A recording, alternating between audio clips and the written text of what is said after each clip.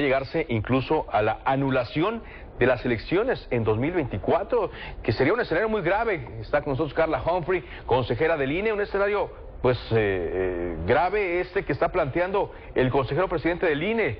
Carla, ¿qué tal? Muy buenas tardes. Hola, muy buenas tardes, un saludo a ti y a tu auditorio. Y pues sí, escuchaba al principio de la nota del informe que presentamos allá ante el Consejo General, que avalamos todas las y los consejeros electorales y toda nuestra estructura, porque todas y todas nos dimos al análisis minucioso del llamado. Creo que se cortó la comunicación, Carla. Sí, no está. En un momento voy a recuperar la comunicación con la consejera del INE, Carla Humphrey. Ayer hubo varias posturas en torno a este tema. Por ejemplo, el consejero Uki Espadas, presidente de la Comisión de Prerrogativas, dice: no podemos aceptar que la austeridad pase por el atropello de los derechos laborales, por lastimar a las miles de familias. Estoy hablando de los trabajadores que van a ser despedidos, cosa que ayer platicaba, por ejemplo, con el propio Alejandro Armenta, el presidente del Senado, cuando le preguntaba qué iba a pasar con la aprobación y con todos los trabajadores que iban a ser despedidos. Y Lorenzo Córdoba insistía en que se viviría en 2024 una incertidumbre por los resultados electorales. El presidente López Obrador respondió así a los consejeros del INE. ¿Cómo se va a poner en riesgo una elección si quien ha hecho valer la democracia en el país ha sido el pueblo? No ellos. Los que ponen en riesgo la elección son ellos siempre. No son ellos los que permiten el relleno de urnas y la falsificación de actas. No son las autoridades electorales las que se roban los paquetes. No son las autoridades electorales las que permiten la compra del voto. Lo que se roban los paquetes, pero lo que organizan las elecciones son los ciudadanos. Recupero la comunicación con Carla Humphrey. Carla, hablábamos sobre este riesgo que señala Lorenzo Córdoba de que se anulen las elecciones.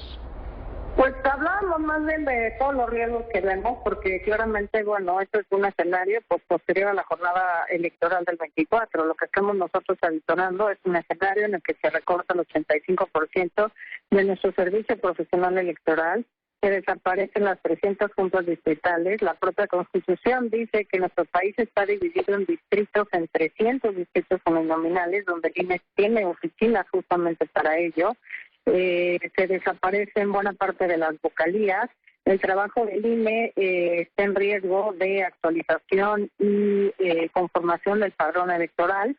Quieren que los módulos de atención ciudadana se monten o se instalen en edificios públicos, con lo cual yo veo un grave retroceso a los 70, ya que ni siquiera los datos personales de la ciudadanía que acude a credencializarse o actualizar su situación registral estarían protegidos.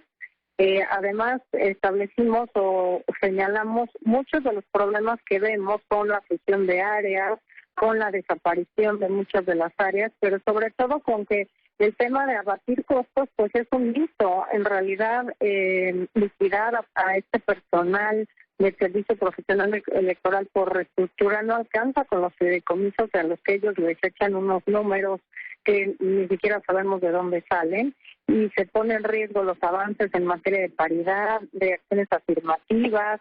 Se pone en riesgo una cantidad de fiscalización, por ejemplo, frenan las labores de fiscalización, porque ya no podemos pedir información a otras autoridades para ver si los partidos están reportando con veracidad, más que a los plazos electorales, y no se abordan una buena gama de temas que me parece que preocupan a todas las y los ciudadanos, como la injerencia del crimen organizado en las elecciones, el dinero ilícito, el dinero en efectivo que fluye a las campañas electorales, el dinero público que de manera ilícita va a las campañas electorales, y se afectan las capacidades de organización y de capacitación de las y los ciudadanos para instalar mesas directivas de casilla. Es decir, hay muchos temas en los cuales hay una afectación importante, y dado que no nos fue pedida esta opinión técnica al órgano que es el INE, que opera la normativa electoral, ayer presentamos este informe, y ayer pues sí, como dice tu nota al principio,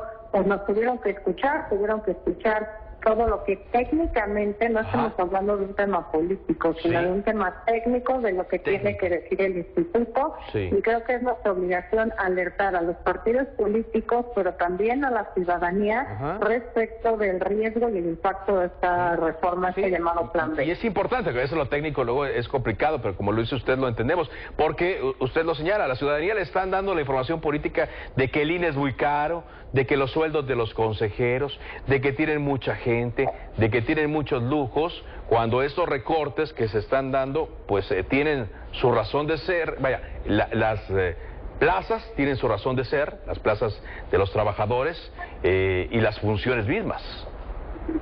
Sí, sin duda, porque además claramente pueden hacerse recortes, podemos tener elecciones más austeras, sí, sin duda, pero por ejemplo, pues se frena el voto electrónico, que para mí he sido impulsora del voto electrónico porque creo que es un tema que abarata las elecciones, recursos humanos, recursos materiales, papel, por supuesto, pero también temas hasta de organización de las propias elecciones, de un tema vital, tener resultados el propio día de la jornada electoral.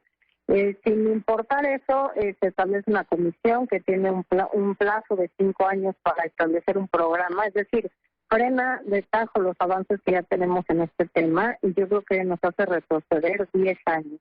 Y en términos de afectación de los derechos políticos y electorales de la ciudadanía, pues ya no se podrán ofrecer, digamos, o organizar procesos electorales con la misma calidad que se ha hecho hasta ahora, y con una afectación clara a tener elecciones con certeza, con legalidad y con legitimidad, derivado justamente pues de esta razón de no escuchar cómo podría hacerse una reforma que no tuviera esta afectación y este impacto tan negativo para la democracia en nuestro país.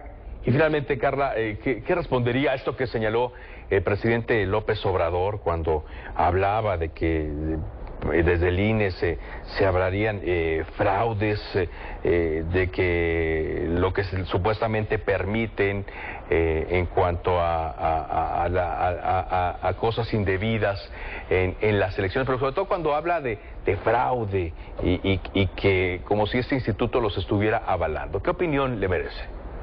Pues la opinión que me merece es que habla muy mal de que diga esto, porque eso que él cree que llegó al cargo en el que está mediante fraude, punto número 1, y punto número 2, pues me parece que va en contra de los resultados electorales de su propio partido político, que hoy en día ocupan 22 gubernaturas y congresos en las entidades federativas, 22 son. Congresos locales, y entonces cómo hablar de que se hacen fraudes electorales y el que en las elecciones ha resultado beneficiado es justamente el partido que está en el gobierno. Esto habla que el instituto avala resultados electorales, avala el voto de la ciudadanía, que es las y los ciudadanos los que deciden con su voto cómo se conforman las autoridades en este país.